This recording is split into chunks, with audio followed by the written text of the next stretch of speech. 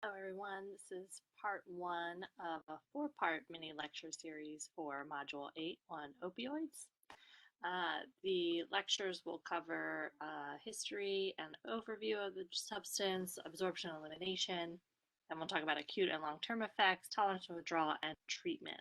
This is part one, so we're going to be covering the history, a bit of an overview, and then absorption and elimination. So, opiates are indigenous to the Middle East. They were cultivated in Asia and the Middle East. Arab explorers introduced opium to China, and then from there, Europeans brought it to the United States, where currently Afghanistan is actually the world's largest supplier of heroin. However, it is also grown in Southeast Asia, South America, and Mexico. The progression from opioid to heroin was a bit of a historical journey. So in the early 1800s, morphine was first isolated from opium. So opium comes from the poppy plant. And morphine was isolated from that natural substance, and it was 10 times more potent than opium was. And then in about the mid 1800s, Alexander Wood invented the hypodermic needle. And then in the late 1800s, Bayer, the now company that's responsible for making aspirin, altered morphine to make it more fat soluble. So they changed the chemical formulary of morphine, making it more able to transfer through the blood-brain barrier, and created what we know as heroin, which was about 2 to 5 times more powerful than morphine, which itself was 10 times more potent than opium. And so now we've got a very powerful substance, and we have the capacity through the hypodermic needle to deliver that substance directly to the veins. And so it was during this time that morphine was given to soldiers during the Civil War, which led to the first major wave of opioid addiction in the US. And then more recently, as synthetic opiates have been synthesized and prescribed to individuals in the United States, the illegal use of prescription opiates basically tripled from 1990 to 2005. So we're in a situation right now where, for a number of different reasons, we're facing an opioid epidemic in actuality. So just an overview of the different drugs that fall into this class.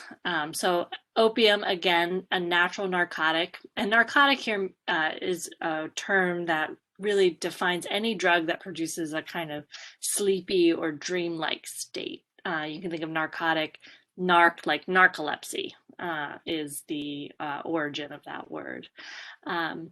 So opium would be the natural substance found in the poppy plant, and from that synthesized morphine, codeine, or thebaine. And then from morphine, you get heroin or hydromorphone. From thebaine, you get oxycodone or atorphine. And then there are totally synthetic narcotics, so narcotics that were just made up in a lab. There are examples, methadone and fentanyl are two examples of that. And then there are endogenous opioids, or opioids that naturally occur within the body. And we're going to talk about these a little bit later in a different lecture, but they're echinophalins, endorphins, and dynorphins. Here's another way to conceptualize the strength of the different opioids. So if you look at the left-hand side here, you can see morphine is represented by one square. And we know that morphine is 10 times as strong as opium, but it's the first semi-synthetic opiate that was used in a medical setting. So we're representing morphine at the lowest point on the totem pole as 1, a 1x. And hydrocodone, also partially synthetic, just as strong as morphine. That's another square. Methadone, 3 times stronger than morphine. Another form of opiate that is fully synthetic, made in the lab. And then heroin, semi-synthetic, again, comes from morphine, 2 to 5 times stronger than morphine, which is the baseline comparison here. Then you can compare it to a fully synthetic drug like fentanyl, which ranges from 50 to 100 times stronger than morphine. So this is a drug that is just unfathomably potent compared to morphine, which we know is already 10 times more potent than opium from the poppy plant itself.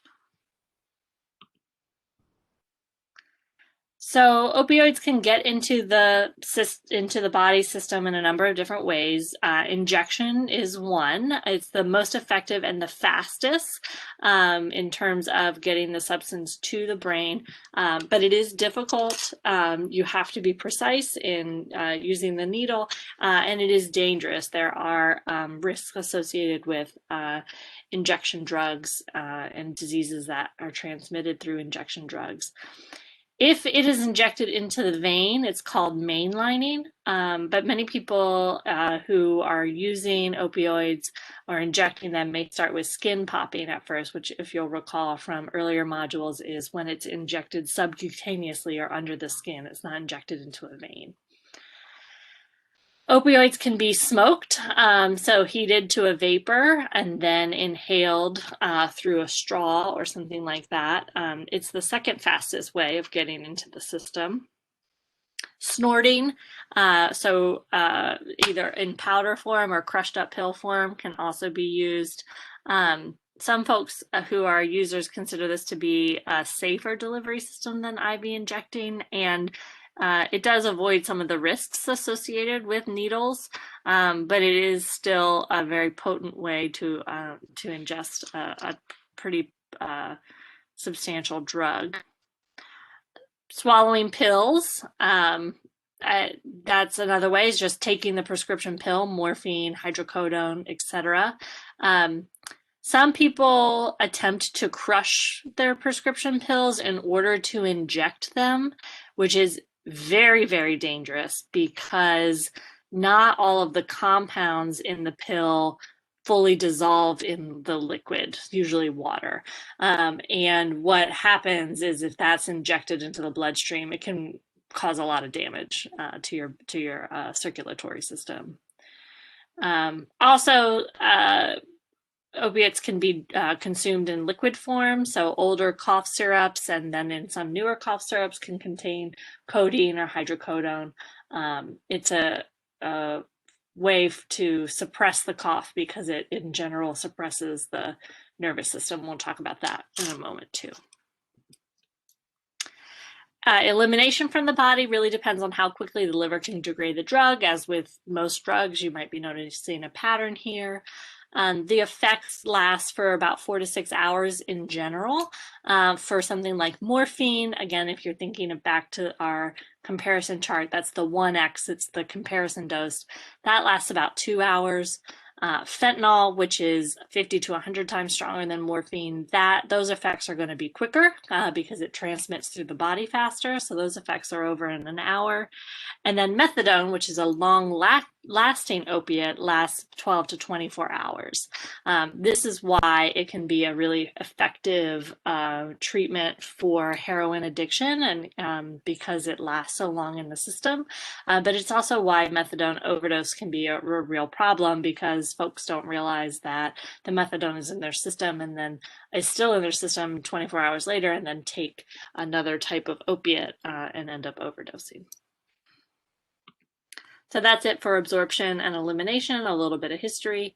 Your mini lectures on the other topics are coming up soon.